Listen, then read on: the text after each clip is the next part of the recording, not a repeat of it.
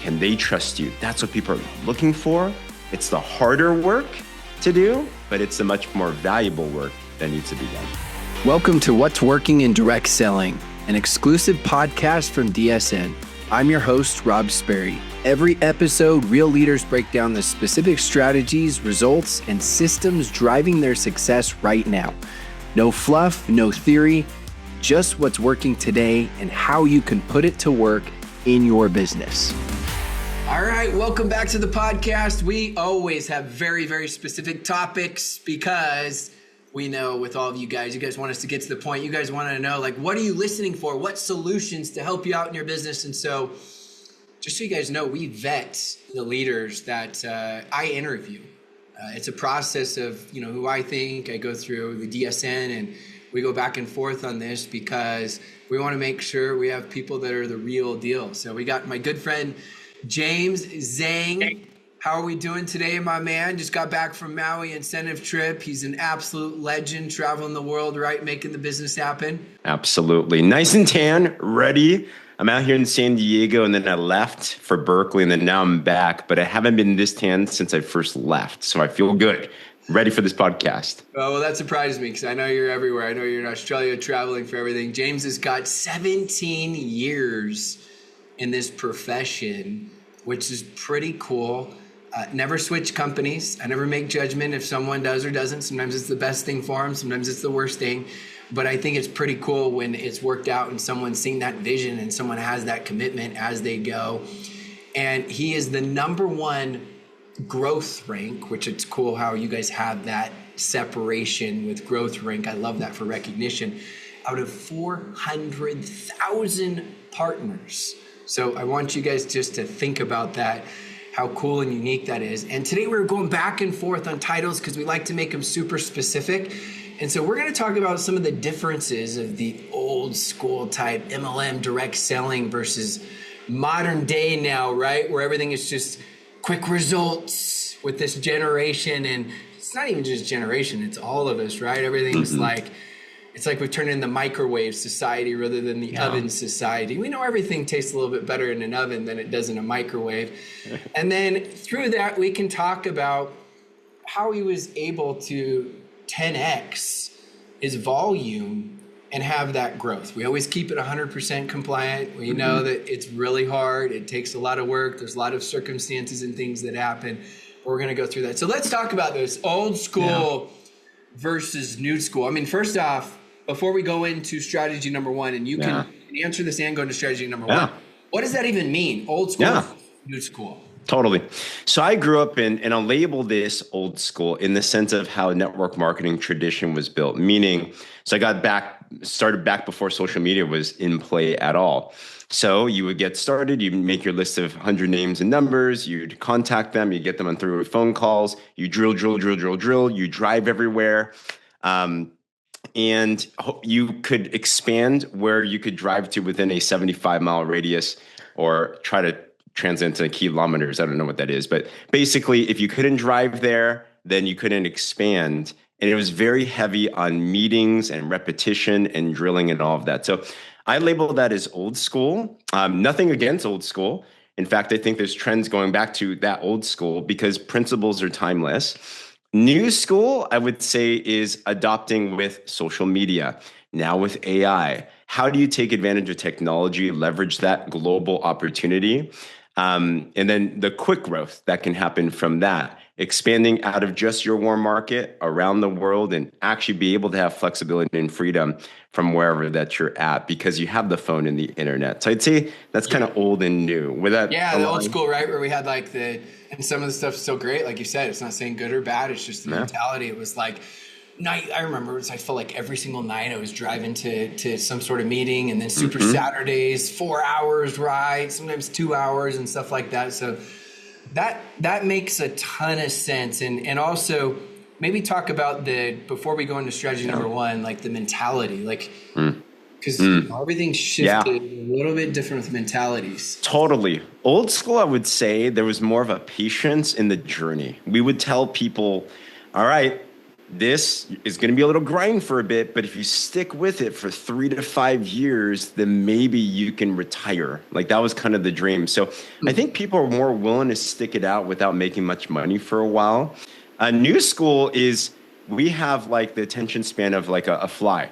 It's like, I need something quick. Tell me what to do. I don't want to think. I need to make money like yesterday. If that's not there, then I'm out, because we are competing now against not just network marketing. I believe our biggest competition are things like affiliate marketing, which network marketing base is like, but or other e-commerce businesses, or there's AI businesses. There's a lot of competition out there that we do need to battle against that attention span of. So I think that's a different framework of, I need something now, yesterday, make it easy, make it quick, like that.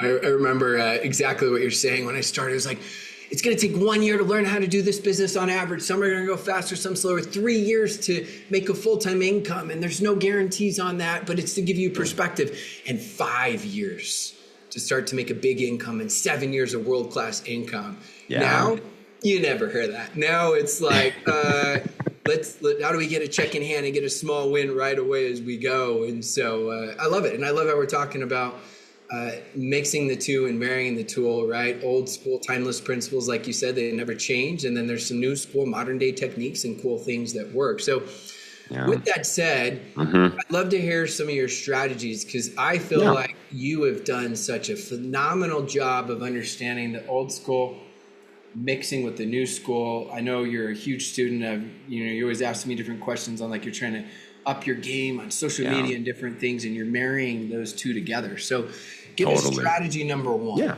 absolutely. So I'll kind of put this together into a 3-phase approach, and I'll go through each one of them. So there's a phase 1, 2, and 3. So the first phase now is when you launch your business. What we found to be very powerful, duplicatable, it's scaled globally, is a really simple done for you marketing system that allows the newest person to make profit in their first 7 days. This needs to be something which is low tech, not hard, like it's like the lowest hanging fruit possible, and to be able to help people to make some money. So for us, what we found is, and it depends on what you're selling and what you're promoting in your company, but we have a product that is visual. So we have some testimonials. Of course, you want to make them compliant and everything. But what we found is we lead with one of the products and make it very simple and social. Compared to old school, we used to sell 10 products at a time, for example. New school, you lead with one to make it very simple on the social media algorithms, because we just want repetition like crazy. I think it used to take 5 to 7 follow-ups for a conversion. Now I think stats are saying at 13 plus, 20 plus, right? There's different stats, but way more. So one message, very simple, something that is really eye-catching, something that gets people to stop the scroll and say, what is that? So we built out an attraction marketing. So for us, it's literally 2 posts a day for the first 7 days. We give it to them. We give them the caption. It's like normal. It's not way over marketed and stuff, but it seems like something that a normal person would post. That has allowed us to be able to put a system in someone's hand that's looking for that quick win. Because as I mentioned before, we're competing against these other quote unquote quick win things. Now we know long run, that's not the only thing to do, but we need that belief check. And $1, I think this is still the same stat, $1 earned buys you 90 days. So we implemented that system. We give it into people's hands. We use an app.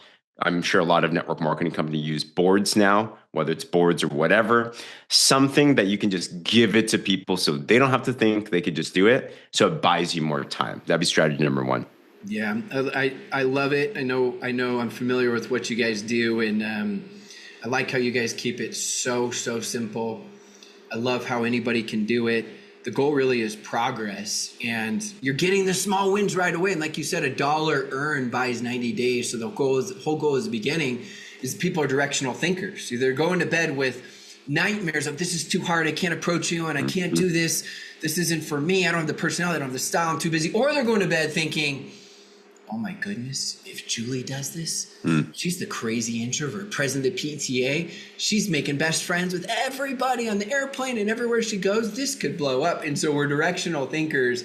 So getting those small wins right away, because you can't teach them anything else if you don't get there. So I'm excited. This is some juicy stuff. Let's go into strategy number 2.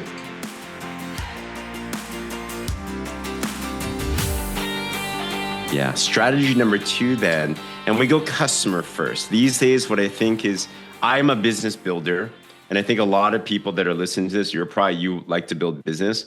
But what we found is for the general population, it's way simpler to just promote the product, which is ultimately what we do, right? Of course, we sell products to the end consumer and service to the end consumer, but leading with that is key. However, we then need to introduce what we call phase 2, which is the duplication piece.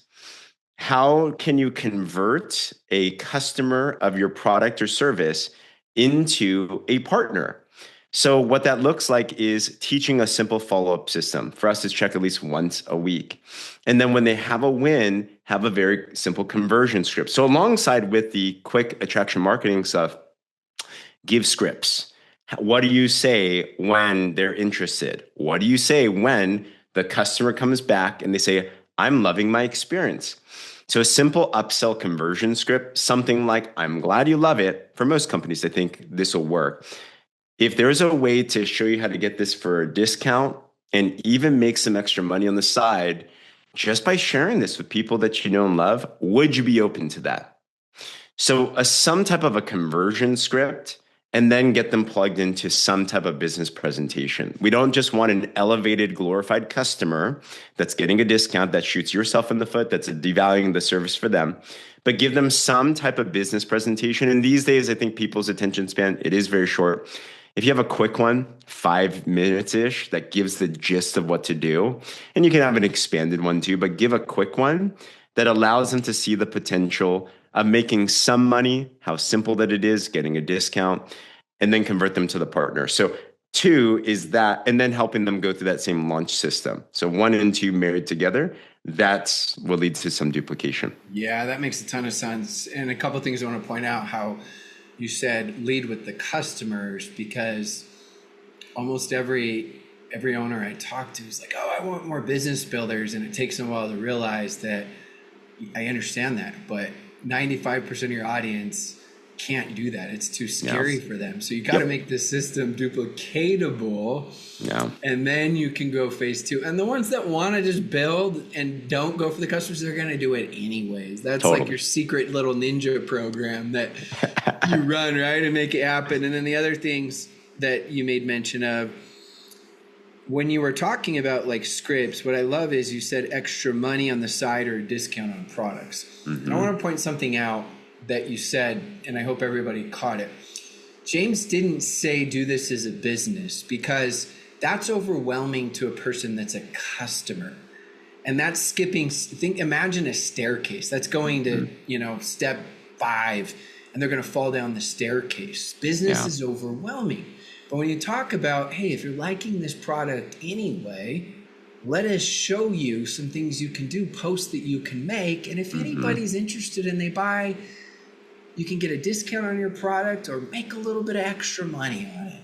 How does that sound? And that right there is a baby step that's so important for phase 2. And I feel like that's such an untapped gold mine for many companies and leaders, where they finally start doing good at customer acquisition, but not phase 2 on conversion. And then with that, like you were talking about, in your own words, of meet them where they're at.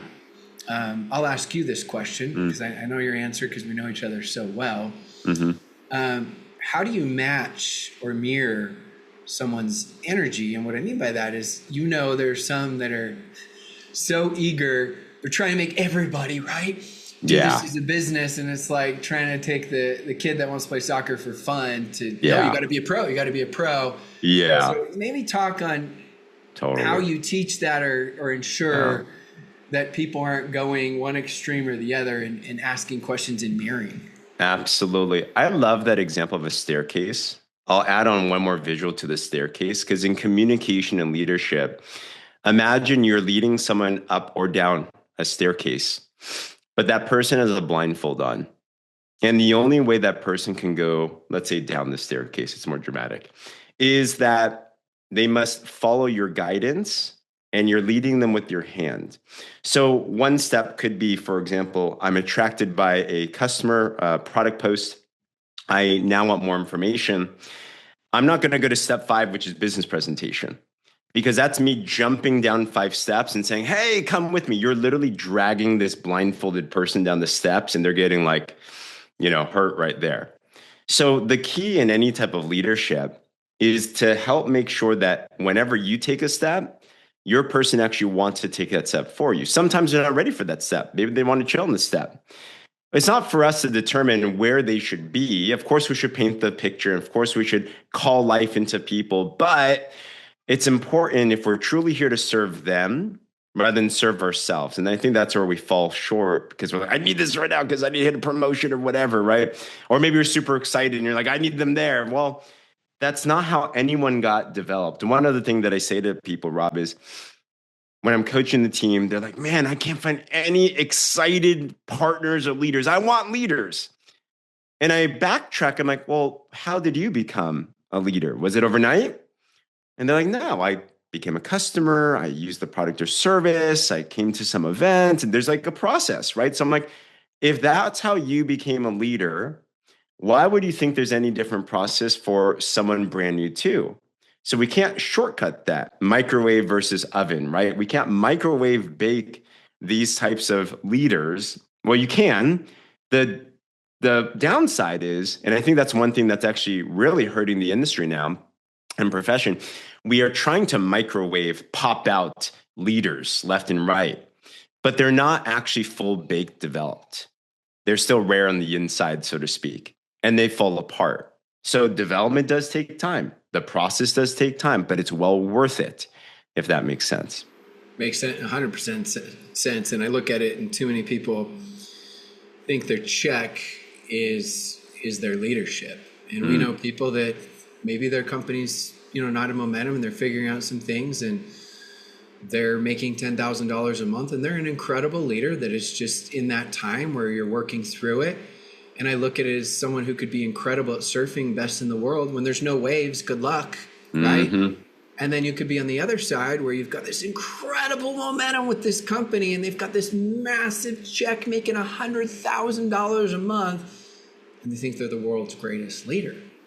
And that happens so often in this profession that, it's danger. We got to look at it and understand sometimes you're much better than your check and sometimes you're not even close. And that's why I know DSN and Stuart Johnson, he's so big on when I wrote Built to Last and Direct Selling. He was the one that kept reading. He's like, hey, got to add more to leadership development. I'm like, I'm on it.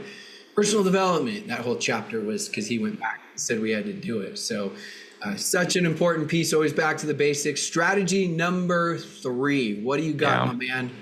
Strategy 3 now. So you have, assuming you have phase 1 and phase 2, you have to do them in step. You can't skip one. So always be in phase 1, always be getting new customers, always be in recruiting mode, right? Phase 2, then be really good at converting, enrolling, duplicating that simple process. Then you can go to phase 3, which these are all within the first 90 days, like optimally. Like this is not a drawn out experience. Most people, the first 90 days are super important for someone that's really going to launch and develop their business.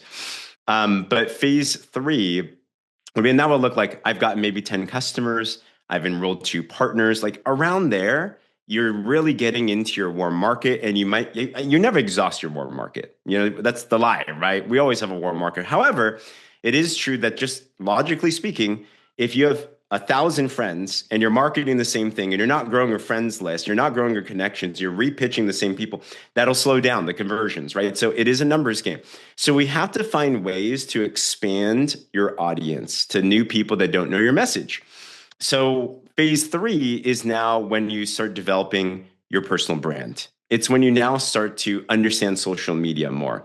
It's when you now start to tap into how do I share a message with the cold market, with the world that doesn't know, like, or trust me, and really understand that game, which is the harder game, because that's true marketing, right? That's true advertising. It requires you to be, there is no filter on the world to us, right? Your friend might give it to you. Your mom might give you praise. My mom still, God bless my mom, every single post, every single video, still likes and watches everything. So shout out to the moms and the supporters out there.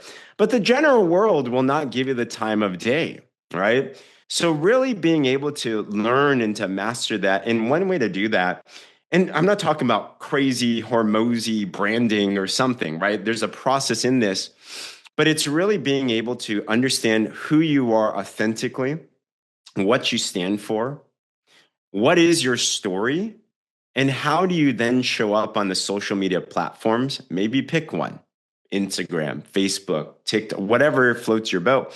Pick one to really harness down and double down on. So, a strategy here is get some of the people in your company, perhaps, that are really good at this and start putting together a mastermind, start putting together a group. In our company, we developed a group. Currently, it's called the Millionaire Mentorship, might be shifting or pivoting, but it is a group that you qualify to be in. So we added actually another driver. So they come in and it's designed to give them higher level development. Now it's actually, we're about to embark on a 14-week branding masterclass. People like a Fraser Brooks and others within our company, just getting that intentional part of development. That's going to take at least 90 days for a social media brand.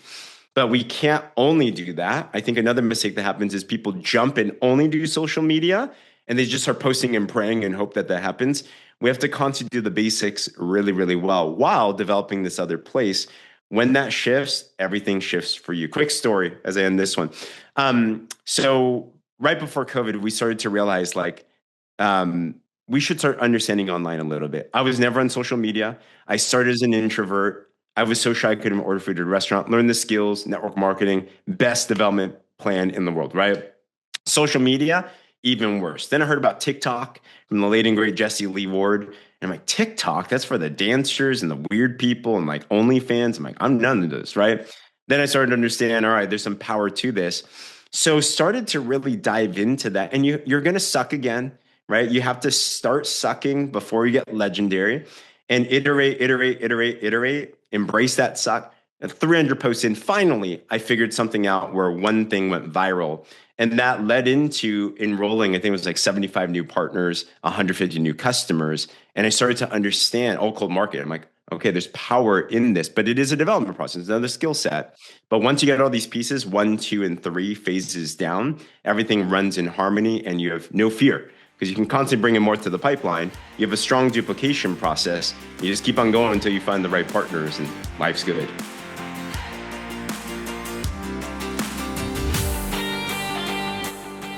That's so powerful. Such simple concepts. I always say successful people just do the basics better, and it's mastering those and figuring out what the most important things and doing them over and over again. Any other strategies you feel like are pertinent to this old school, right, new school merge? 100%. The biggest thing, especially with AI, we were just talking with our founder and some other top leaders. I know you speak to this a lot. With an AI generation, at the time that we're recording this, I'm predicting probably in the next year, anything online will automatically be doubted of its legitimacy. Like it's already starting to happen, right? And what that means is the things that are missing are going to be even more important. Authenticity is massive, which is good news for us because I used to think you had to be super good at editing and hire a content creation team, and those are fine. Nothing against that. But authenticity, just being you and being comfortable with you is a big thing. Now, that also means that there's a major opportunity, but it also means that there's major development that needs to happen. Because to be authentic, it means that people are going to see the real you, which is the biggest fear that a lot of us has, which is why we're not authentic. We feel like we have to put on a mask. We've lived in an over-filtered world. We feel like we have to put ourselves out a certain way. And because of social media, the pro is it's expanded a lot. The con is of the old school, ultimately the principle is we are in a people business and we're in a people development business. And if we have not been working harder on ourselves than we do on our job, as Jim Rohn says, then that will be so obvious as people are looking out there. One of the biggest things that any top leader does, and one of the biggest reasons why we've attracted leaders and had retention. I'm talking about how to have people come and stay and grow.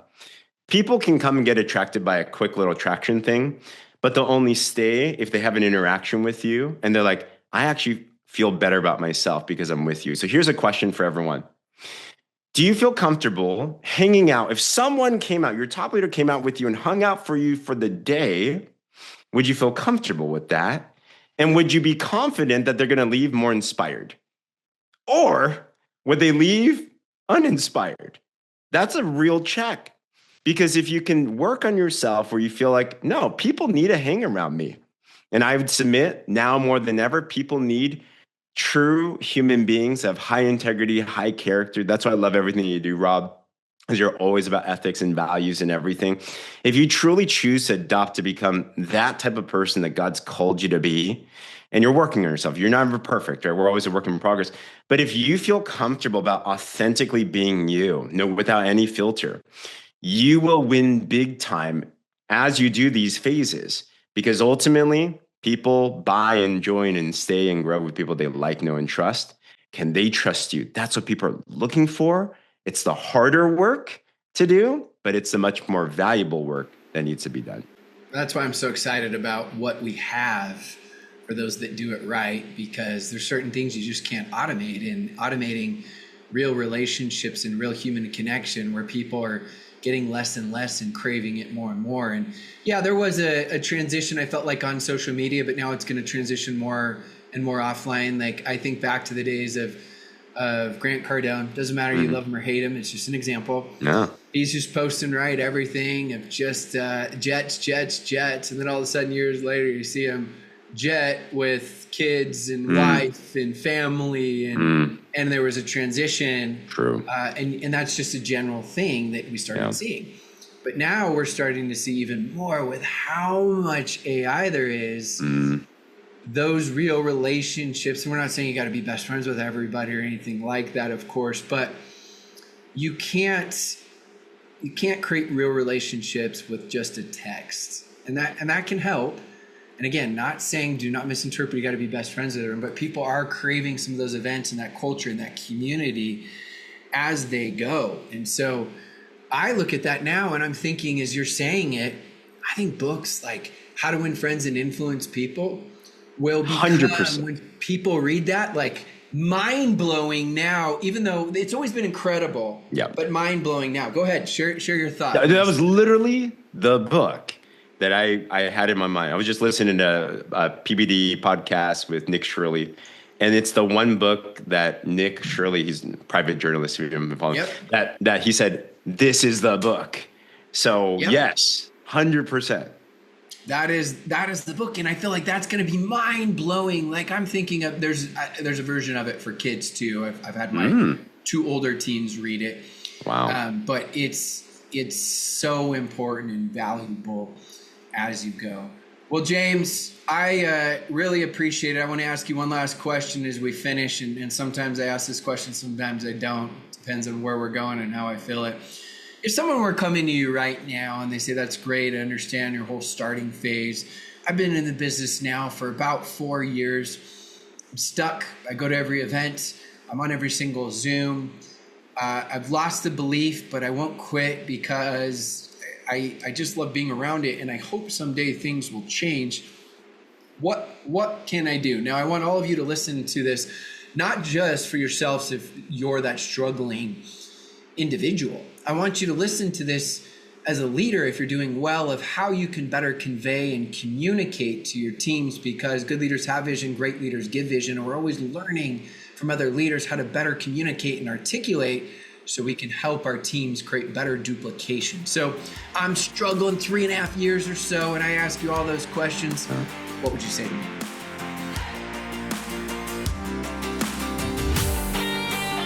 Oh my gosh. Well, sister, brother, I was there not that long ago. We had built up our business, multiple six figures, was on got the trophies, got the trips, kissing the babies, doing the thing. And all of a sudden, it went dark overnight and business turned around. Finances are horrible. I went bankrupt and devastated. But I never quit because we learned that early on. So and I what year, to give understand people specifics, this was 2017. Okay, great. I mean, that's not that long ago. Not that long ago. This was 6 years into our business build.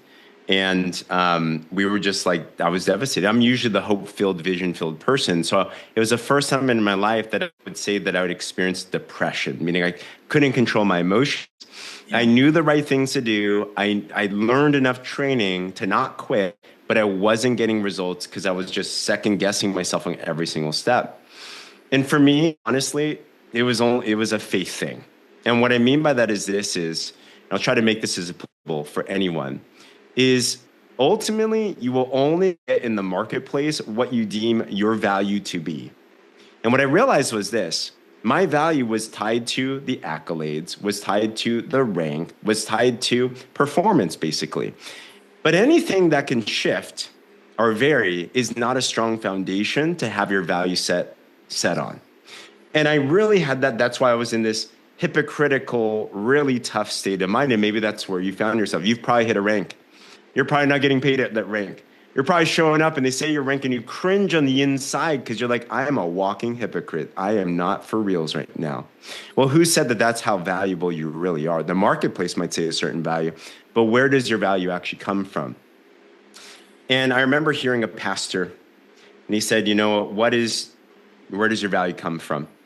And he said, well, value is determined based on what someone will pay for something. And I'm like, all right, if you try to sell your house before a certain value. I'm like, well, how much are you valuable for? Well, there's a God of the universe that loved you so much that he paid for your life. He died for you on the cross, resurrected. If you believe in that, then Jesus is invaluable, infinitely. That means you're infinitely valuable. And for me, that clicked. And I'm like, why am I so victim mindset? I already have everything that I need. Everything that I do is not to try to fill in a void. Everything that I do, if I'm already coming from that place of infinite value, is out of overflow. And from that day forward, Rob, sister, brother, everything shifted. And I will tell you this, I was still bankrupt. I was still $12,000 a month in debt. I was still trying to figure out finances, but I was able to reapproach the business with a new vigor, a new levity, a new light, a new excitement, because it was out of service. It was out of excitement. It was out of overflow. And based on that, then I was able to do all the right things and move in the right direction, and everything changed for me. So I'd submit to you, check what your value system is. I'd submit to you, flip it around. I'd submit to you, come from a place of grace and excitement and joy and overflow. Look at your business as service, not just your own personal needs. If you solve other people's problems, your problems will disappear. I'm praying for you that you get that breakthrough. And I know that you can do it. If I could do it, for sure, you can do it. Well, I'll sum that up with one word: perspective. That's what that is. And that's what life's always about, right? Is our perspective as we go can make a huge difference. Doesn't ever make it easy. There are times when it's really, really difficult. But James has been there. He's been there. He's been there at the lowest of low times. I've been there at the lowest of low times. I used to think everyone was lucky when I was during that time, and I was a victim, unfortunately, and blamed. And so if you're there, have some hope. Got to take some action, but have some hope.